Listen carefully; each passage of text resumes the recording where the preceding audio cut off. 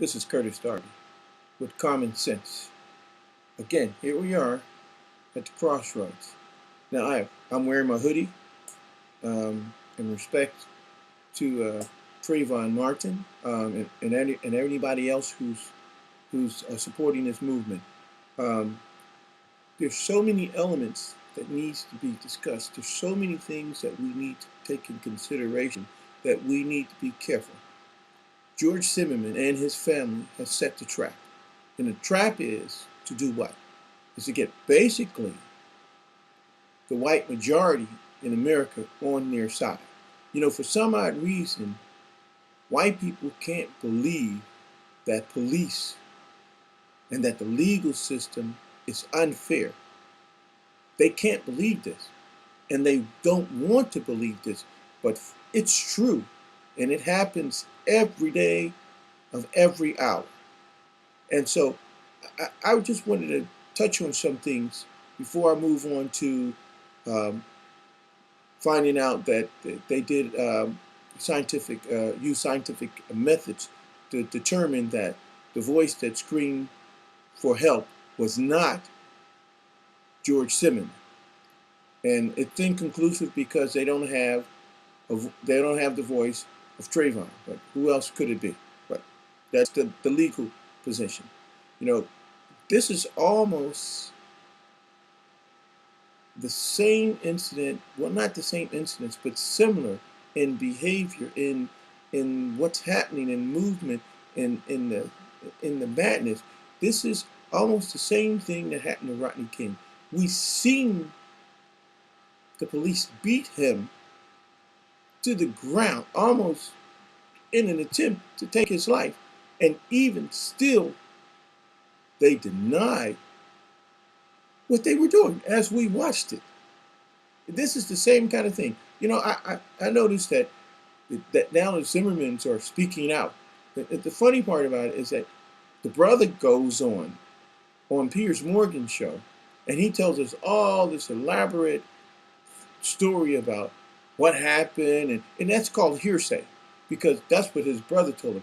And if, an interesting aspect, if this was so important, then George Zimmerman should have been on the Piers Morgan show making these statements himself. And he's still in hiding. I don't even know why he hasn't been held or bond or something. This is madness. Now, what I really believe, and I said this earlier, I said the problem that we were confronted with and the problem that we're confronted with now is as soon as we elected a black president, I told you, but it wasn't like it didn't exist before, but racism showed its head. And the strange aspect about it is that the white people who can't deal with black people can't believe that they have to deal with a black man as being president. And this is overwhelming for them because they're used to us being in some sort of submission in relationship to our status, that we're lesser, we are criminals, if we wear hoodies, that we carry guns, that we all do drugs, and even if we get an education that we're subject to go back into our hoodlumism or some strange thing like that. This was the thing, this was the straw, well, maybe this was the pinnacle of what we're dealing with now with Trayvon, is that when they arrested Professor Henry Gates Jr.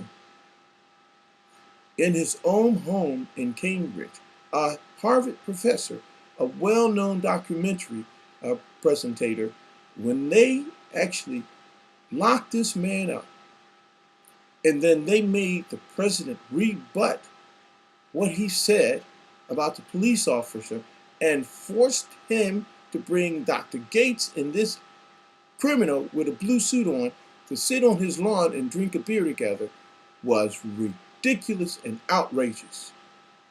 And I'm saying this now, I'm saying this is the way this country wants to stay. And the only way we're going to make something happen is for everybody. I mean, really, we have to stop bickering. We have to stop fighting each other. We have to focus in one direction. And the important part is that we need to get the word out. We need to make We need our voices to be heard. We need to tell these people that we will not accept this anymore. We are not second-class citizens, and we want justice like anybody else would get.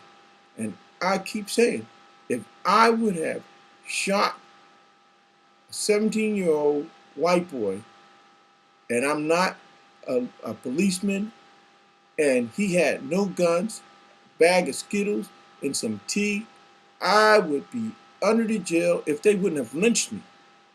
You understand what I'm saying? This is ridiculous that we're dealing with it. Oh, and the last part I wanted to say is that remember, this is a trap that the Zimmermans are setting for us.